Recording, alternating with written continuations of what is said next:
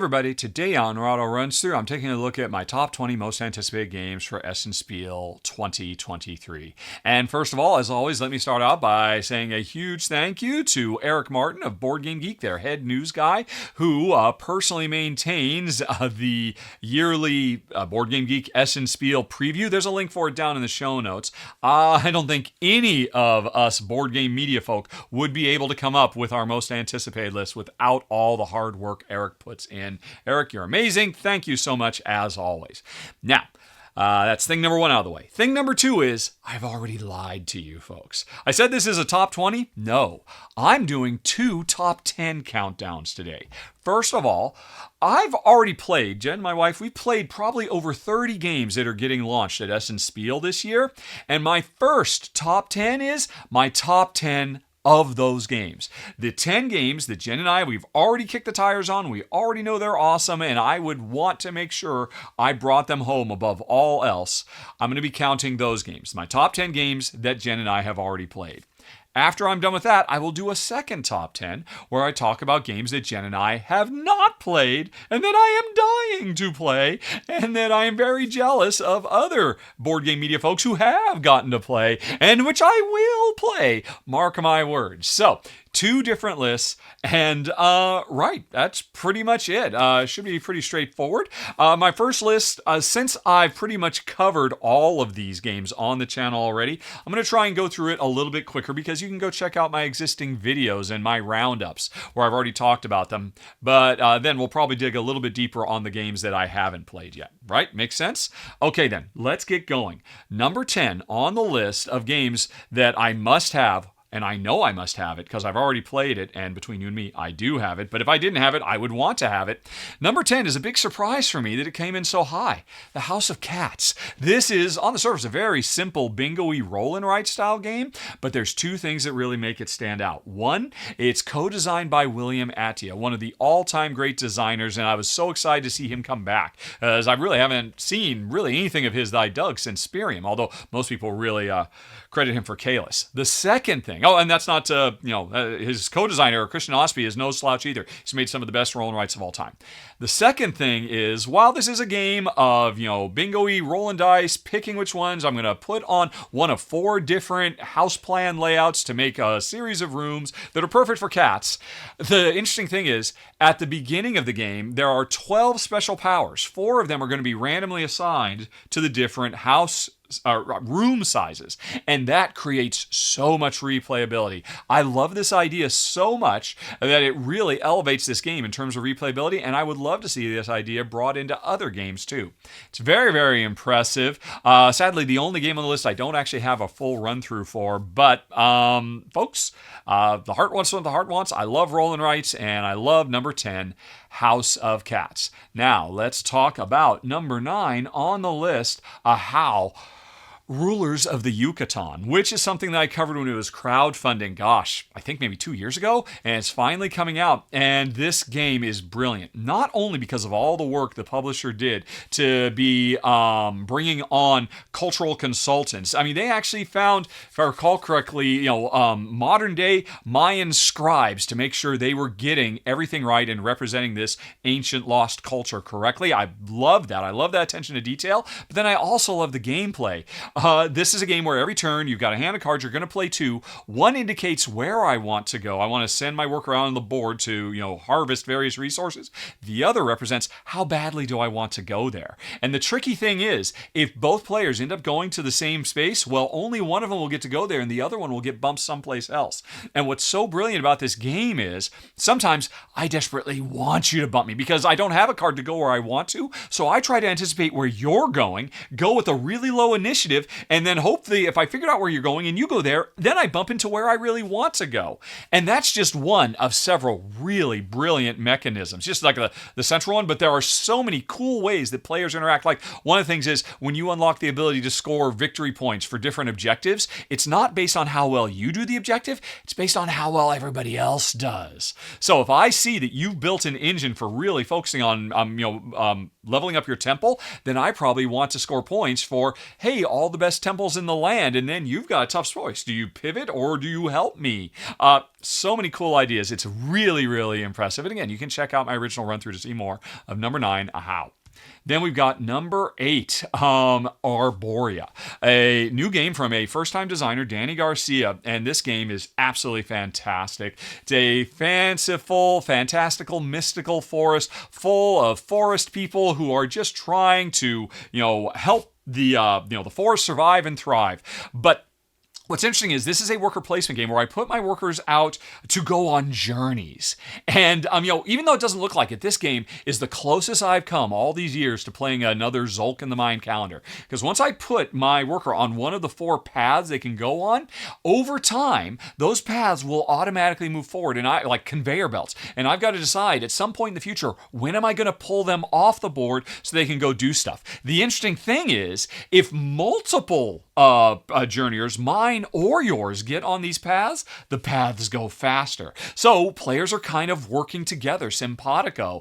If you want to, piggyback off of the journey I'm already going on so you can get someplace faster, that might be a smart move, even if it wasn't where you were originally planning on going. The game is gorgeous. It's got lots of really fun, positive interaction, even though it's a competitive game. This isn't a game where players are screwing with each other, but creating opportunities for each other, and I love everything about it. Number 8 on the list, Arborea.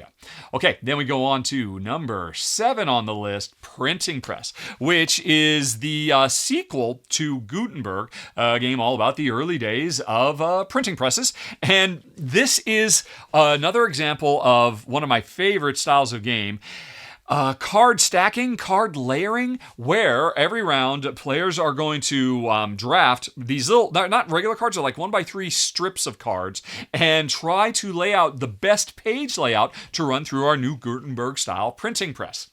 But the interesting thing is, at any given time, we've got like 4 different objectives we are trying to do to figure out how best to score the page we're making. And over the course of the game, we'll make 3 pages. The interesting thing is, after a given round, after a week, and we've grabbed all the strips and we've kind of, stacked them all over the place, kind of cattywampus. What ultimately happens is we take the frame that represents our page, we lay it over the top of our page, and there we go.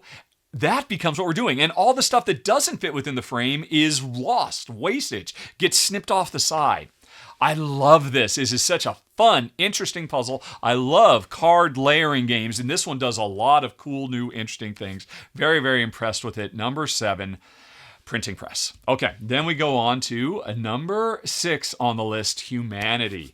Oh man, I mentioned earlier, William Attia making the big return with our Scots. He's not the only one. Johan Levitt, the designer of Myrmidons, one of my favorite worker placement games of all time. Or more recently, he was more famous for Turing Machine. Well, he's back to doing worker placement in a really cool way with Humanity, which is about building scientific research stations on the Saturn's moon of Titan, and it combines harvest resourcing as we manage our little space base full of science modules to study and research, and also a really cool way to handle time tracks. Another one of my favorite mechanisms of all time. You don't see them very often, like in Glenmore, Tokaido, or Thebes, but this one does time tracks in a way I've never seen before that gives you more control than we've ever had before over the time track, and it's awesome. My run through for this is actually going to be coming in a few days, just before Essen Spiel. I've said before, I'll say it again, I think this is going to be one of the sleeper hits of the show as people get their hands on it and start really having their minds explode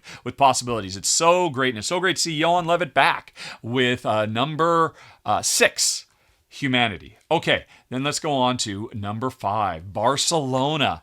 First-time designer, Danny Garcia, I mentioned earlier. He's a second-time designer now. This is his big year. He's bringing out 2 games at Essen Spiel, and this one is about building up the beautiful city of Barcelona. And it is a very, very sharp worker placement game where we send citizens out to this grid that represents Barcelona, and wherever we put them, we get to activate the actions on the row and column that we're on. And depending on where we put them, there might even be a third axis that we can activate. So this is a game full of big, huge, powerful super moves. You're always doing 2, sometimes 3 turns worth of stuff every turn you do. But then the interesting thing is, after I've done placing my workers, they stay on the board because I'm not going to get them back. They now represent citizens who demand housing. And the more of these get littered around the board, the more opportunity all players have to build the buildings that the citizens need. So we're sending them out, not only thinking about, right, what actions do I want to do, but also where do I want to put citizens because of where I want to build more buildings.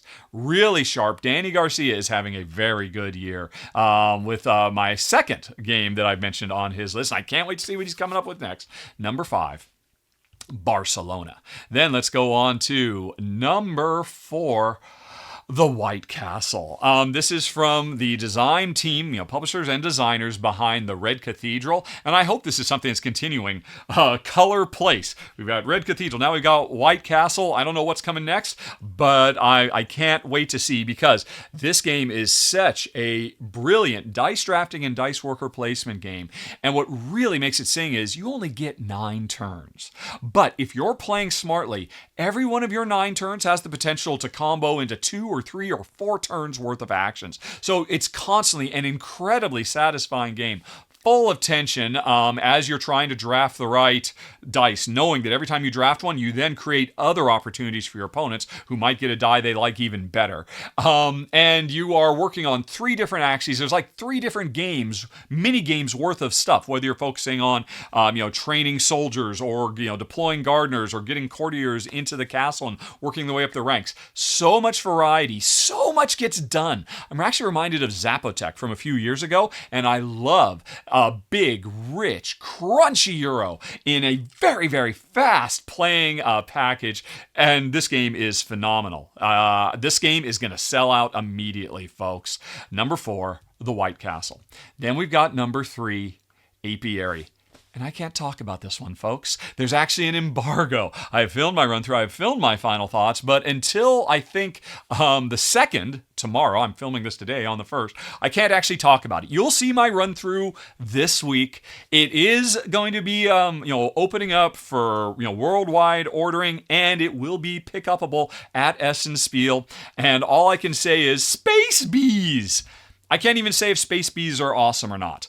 But I guess passively I'm saying, hey, if this is my number 3 on must-have games that I've already played, that says something, right, folks? I'll tell you more tomorrow in the embargo list. But number 3 is Stonemaier Games' Apiary. Space Bees. Okay, then we go on to number 2, Sagrada Artisans. Oh my goodness, a legacy roll and write game. Who knew that that's what we wanted? But it's awesome.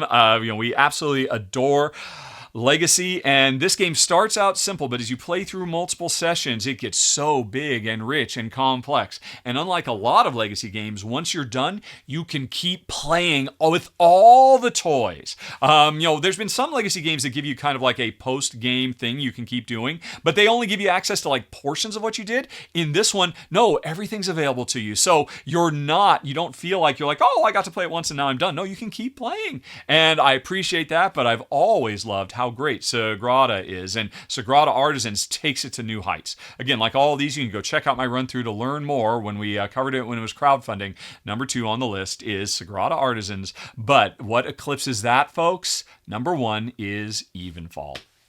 Currently, this is my number 2 highest ranked game for the only thing that beats it is Earth, which, by the way, Earth is going to be at this convention as well, but I couldn't put Earth on the list because Earth came out months ago. I never really understand how Eric Martin picks some of his entries, but I can't complain. Eric, you're awesome. I would never question you, but my number 1 that didn't come out months and months and months ago is Evenfall, an absolutely brilliant game about effectively running a coven in a witch's coven in a fantasy universe, and the tough choices are all about playing my cards so I can harvest resources and points for them, but eventually having to sacrifice those cards to turn them into additional worker placement spots and in-game scoring opportunities. It really reminds me a lot of one of my all-time faves, Elysium, and it has so much variety baked into the box with, special player powers and so much variety of cards. This one is going to make a lot of people's top 10 of the year. I'm calling it now. It's already made mine. My most anticipated game that I've already played that you can pick up at Essen Spiel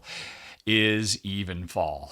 Okay, folks. So that's the beginning, and I'm going to pause for a second because I am very thirsty already, and I was going fast.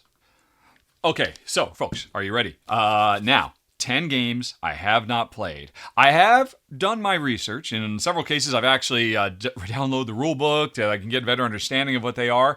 And, folks, there are hundreds of games at Essen Spiel that I haven't got a chance to play that I would like to play. It was very difficult narrowing it down to just these 10. But if you would like to hear more, if you'd like to hear about, 100 plus games, and you are a supporter of the show, well, guess what? After I'm done recording this, I'm going to record my monthly Rahdo Ramble, which is a exclusive blog show I do where I talk about all kinds of stuff. This month, I'm going to dig deep. I am just going to open up that Board Game Geek preview and just go through it and talk about everything I learned. All the games I'm interested in. Not just limiting myself to 20. I'm sure by the time I'm done, I will have talked about over 100 games that I have played, that I haven't played, expansions, games to demo, all of that stuff. So if you'd like to know more, you can hit that join button down there or go check out my Patreon page. There's an eye up in the top right corner of the screen. But with all that out of the way, folks, if you just want to hear about the creme de la creme, the top 20, I'm going to keep going now. And remember, these are the ones we have not played. I don't have videos for these, so I'm just showing the Board Game Geek pages for these things. And let's get going with number 10, another surprise, folks, because it's another roll and write. Walking in Burano, the roll and write. Now, I am a mega fan for designer Wei Min Ling. I love everything he's done. I thought the original Walking in Burano was fantastic. And turning it into a roll and write just makes perfect sense to me. And I really like the ideas here in that every round there's going to be a bunch of dice rolled that represent the different colors of houses that you are trying to fill with all kinds of wonderful bric-a-brac, people to live in them, cats to live in them, plants, all kinds of things. And on your turn, you're going to pick one die of a given color, and that means that number you're going to be able to put in that matching color house. But these numbers are multi-use. They have different functions depending on whether they're going towards pets or people or plants or something else that starts with a letter P. I don't remember what all there are. I think there's like street lamps and stuff like that too. So they're multi-use dice, and the interesting thing is there's only 6 of them. And if you go to a die I want to go to and then I want to get that instead, I end up giving you money that you can then use to manipulate the dice later. So I love that. But what I really find interesting is the more stuff you fill up on your city, I don't know if there's going to be very many good pictures other than that. I probably should have stayed on the picture I was there. All these other pictures are terrible. I should have just left it well enough alone. But as you're filling up your street in Burano, you're also trying to get an eye towards getting these particular tourists and people showing up that will give you in-game scoring. And from what I've read, it looks like this game starts out simple, but starts to get super duper crunchy as it goes on. Anyway, though, I'm mostly putting this on here because I love Wei Min Ling. I love the original Walking Burano. I love roll and writes. And it's a total coincidence that both of these two lists happen to start with a roll and write. Number 10 for me has got to be Walking in Burano, the roll and write. I cannot wait to try this, folks. And in the meantime, try the original Walking Burano, and the Walking in Provence is also amazing. Anyway, though, let's move on to number 9 on the list, Djinn. And not the game from a few years ago, also called Djinn. There's actually a few different ones. This is the most recent. This is the 2023 version of Djinn from designer Benjamin Schwer, who is the designer of Crown of Amara, which is an amazing rondel-based game. And he's done some other games that people really love too, but I mean, Amara is enough to pull me in. But then what keeps me in is this idea of, we're starting to see this more and more. I can't remember. I think the first time I ever saw this idea of a worker movement game, not worker placement, but your workers don't come off the board. They just stay on the board and they move around. And where they move to means, hey, this is what you have access to. It's like a freewheeling rondel where you can go in any direction. I love this idea. Like I said, the Colonists, I think, was the first one I ever saw it in. But there's been other games that are doing it. And Djinn is one that does it as well because you're moving around the city, following these tracks, going from space to space. The interesting thing is, you're like a shark. You can only move forward. If you were at this space and then you chose to come here to activate this action, you can't turn around and go back the way you came. You must keep going forward. And if you want to do that other action again, you got to find a way to loop all the way back around to get to it. And to me, that seems really intriguing. That kind of feeling like a rondel with a lot of branching paths. That sounds neat. And the design pedigree is fantastic. The production looks really, really nice. As I understand it, we're traveling around the board trying to capture djinns or genies who are causing havoc in the city. And then once we got them, they can become a fuel source to let us do more stuff. Mostly, folks, I'm just intrigued by this idea of a rondel with branching paths. I think that should be super cool. So much so that I cannot wait to try it. If you'd like to know more about it now, Gaming Rules did a fantastic run through, but I already knew what it was. I haven't watched that yet, but you can check it out. Anyway, though, folks, number 9 on my list has to be Djinn. Okay. Then let's go on to number 8, Unmatched Adventures Tales to Amaze. And I have to admit, the Unmatched series is incredibly popular. Paulo, the guy who goofs checks my videos, he loves them so much. He has me buy rare out-of-print ones and then send them to him in Portugal because I can get them cheaper here in America. I'm like a gateway towards this thing. But I've never been interested because at the heart, this is a game about players, man, and not a single one of this shows. Can you show me the game? Not all these close-ups. Please just show me the game. There must be pictures of the game, right? No, not a single picture of. This is as close as we can get. It's a much bigger board, and you've got a character, you've got a deck of cards that is unique to that character. And in the original Unmatched, you're just moving your character around, engaging in duels with other players. I have zero interest in that. But when Kimberly covered it, when she did the Genie and Houdini expansion for the channel, I thought, wow, that looks great. Man, I wish I could play that cooperative. Now you can. That's what this is bringing us. The Tales to Amaze brings us 4 new playable characters, I think 3 different bosses that we fight together with a really simple system, and that finally brings the brilliant card-driven combat that looks like, to me, from what I've seen, it looks like it rivals Gloomhaven, quite frankly, in terms of fun, engaging, with tons of variety gameplay, with all these different cards, with all these different powers. That's a better shot. But then, the beautiful thing too is, as I understand it, this Tales to Amaze is backwards compatible with the dozens and dozens of Unmatched stuff. So you use the characters to come in, or you could use Jurassic Park characters, or superheroes, or fairy tale characters. There's dozens of different ones, and I love that. I'm very happy for Paulo, and if this works well, I might have to become an avid collector myself and keep them for me rather than sending them off to him. Anyway, this is why I love cooperative games, and I've been looking for a game that does cooperative, tactical, running around on a map stuff as good as Gloomhaven. I'm not saying this does, but I'd really like to give it a try. Number 8, the Unmatched Adventures, Tales to Amaze. Then we go on to number 7. All right. How do you pronounce this? Aldebaren. No, that's not right. Aldebaren. Yeah, like the Aldebaren system in Star Trek. Aldebaren Duel. Why am I excited about this? 2 words. Vladimir Sushi. Or Suki. Or Suchi. However you want to pronounce it. Vladimir S. This is a good year, folks. He's actually got 3 games at the convention this year. This is the smallest one. And why I'm really intrigued for this, not only because it's got Vladimir Suchi's name, but because there are so many 2-player only dueling games that come out these days, and they're always all about running around just trying to punch each other over the head. Even in games where that didn't exist, like 7 Wonders, they decided to put punching over the head in 7 Wonders Duel. There are other ways to make duels, and I'm excited about this because this is a duel of the minds, not duel of the fists. It seems like a very sharp, fast-playing card drafting game where we are trying to build up a tableau of planets that we're colonizing as we explore the galaxy and all of that. But this is an economic duel where we are trying to compete on 4 different axes to get lots of points based on what we can draft, what we can play, using the time-honored tradition of, hey, I've got multiple cards in my hand, I've got to discard these cards to play that card, but then I build them up, and I love how they can build up to be different types of planets with different resources on them, but mostly, I just love a dueling game that Jen and I can have a duel without having to burn each other's stuff down, but instead just playing to the best of our ability to build things and just be the best builder, a building duel. So that is why Aldebaren Duel comes in. This is one I've got to play. Number 7 on the list. Then we've got number 6 on the list. Brussels 1893 Belle Epoque. Now, there are always lots of reprints and 2.0s that are coming out every year. And for the most part, I try to stay away from them because often they don't change things. But from what I've read, Belle Epoque seems like it changes one of my favorite worker placement games and improves and advances it in big ways.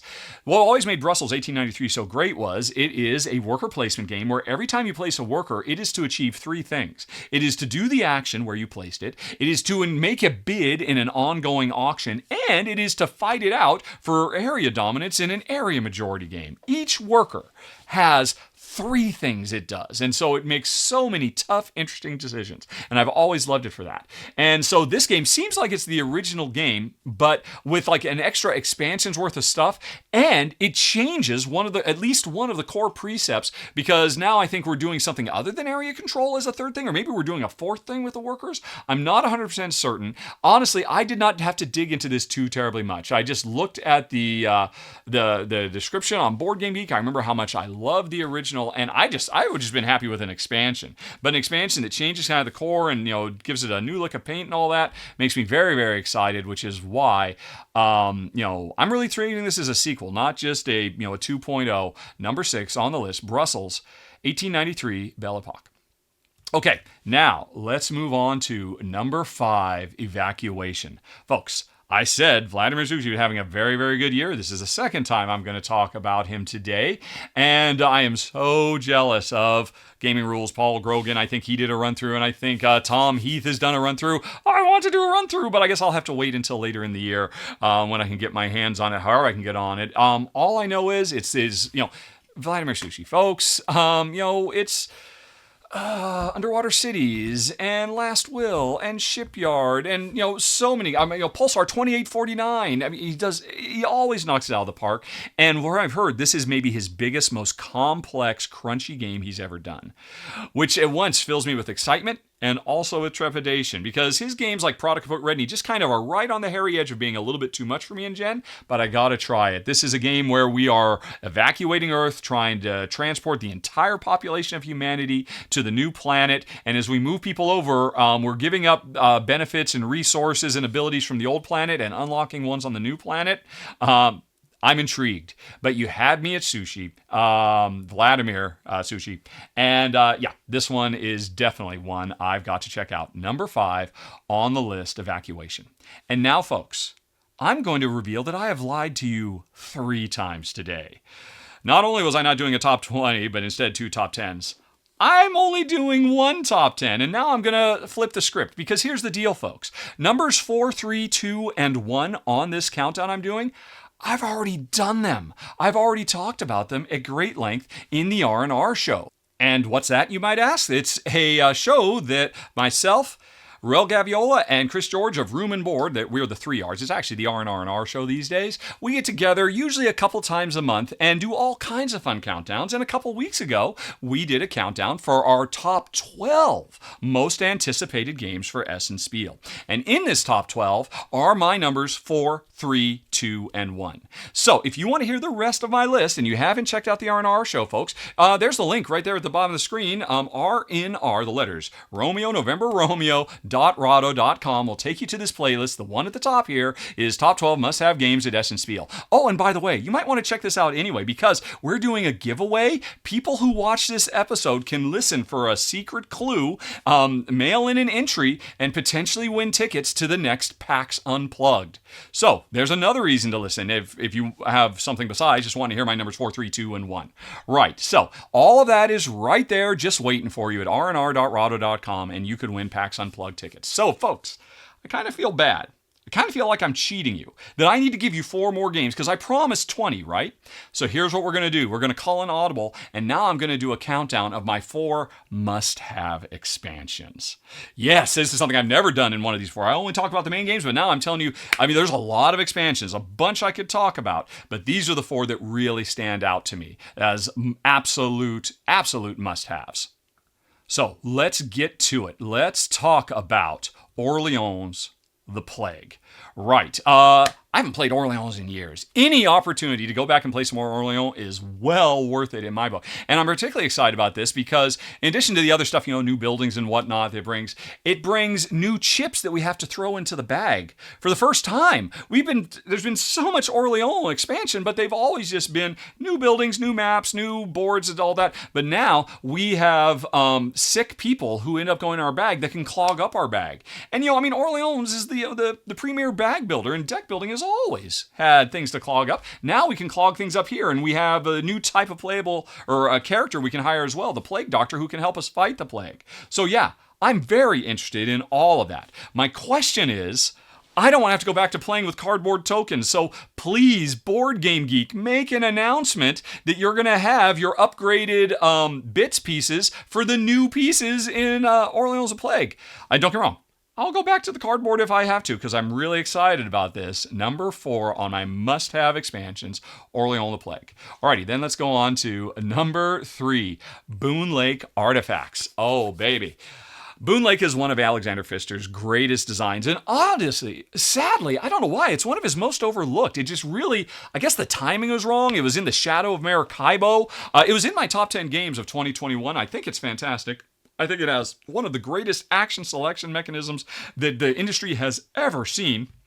And then it is just kind of a fun, Euro-y, heavy, crunchy race game, which maybe players didn't realize. Maybe players play too slow. That's a problem that can happen with his games like Maracaibo and Great Western Trail, that people they forget. You're racing. You've got to make big jumps. And Boonlake allowed for that. It was a brilliant game. You can go back and check out my original run-through.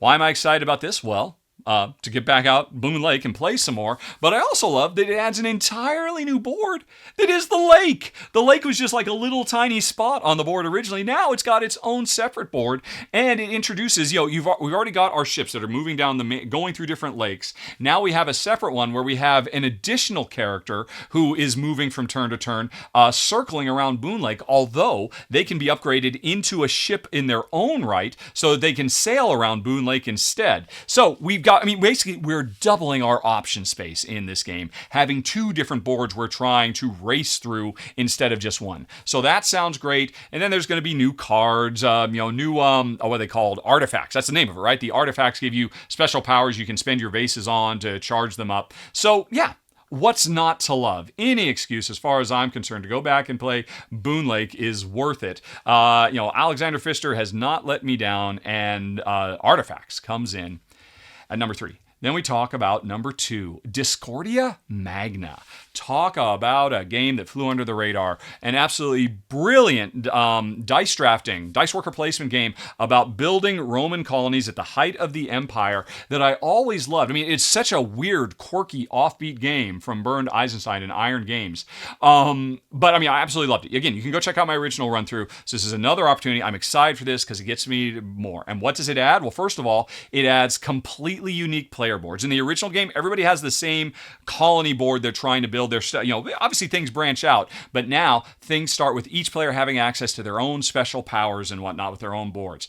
That in and of itself, you had me at unique, not just one, but a half a dozen unique combinations of player powers based on what player board we start with. So that's awesome. And then number 2, it adds a new type of thing we can invest in. I forget, they're called Magna chips. They're basically outposts that are out there that can come under attack from Germanic tribes. And so we've got this whole extra thing. What Discordia has always been is about players doing their best to find jobs for the people of their society. And every round, more people come in. They're moving here because they hear there's jobs, and they're like, I gotta find more jobs. And the game is over when somebody finally finds jobs for everybody. I've always loved that idea. The whole, instead of trying to hoard more things, I'm trying to get rid of things. In this case, get rid of people by finding them gainful employment, which then gives me more actions and abilities and stuff. It's a brilliant game. But now you throw in the works of, we also have to defend ourselves from attackers. That's probably another opportunity to create jobs.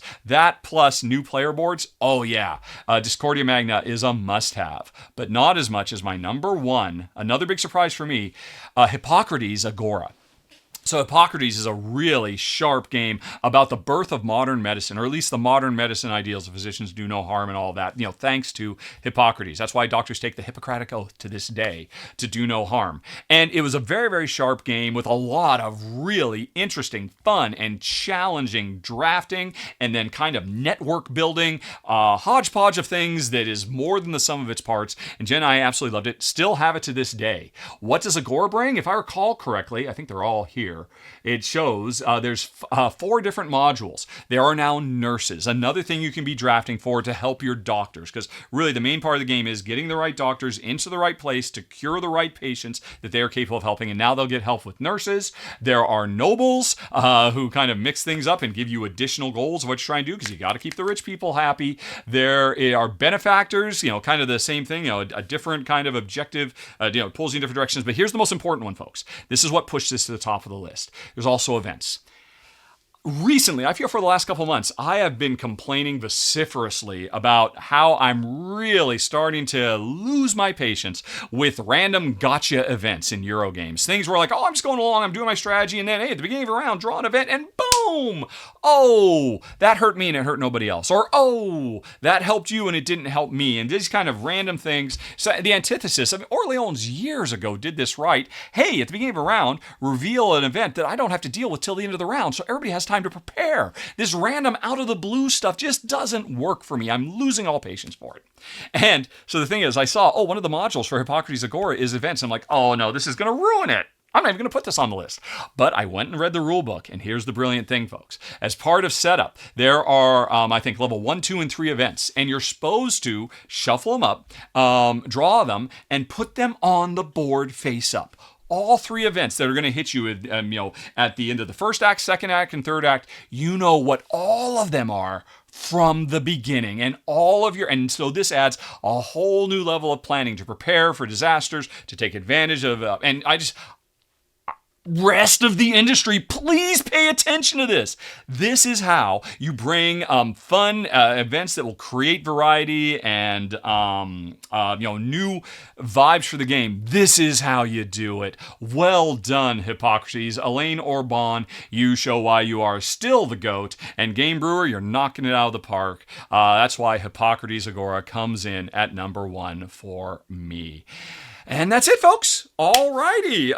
Was that interesting? Like I said, I'm just beginning. I'm going to take a break, and then I'm going to talk about 100 more in the roundup. If you want to know more about that, hey, there's a Patreon thing, or you can subscribe just to hear about, like Apiary's coming, right? You want to hear about that? In the next couple days, my Apiary video will go up. And yeah, I'm still thirsty. I completely emptied this. I need to get a drink of water. Stat!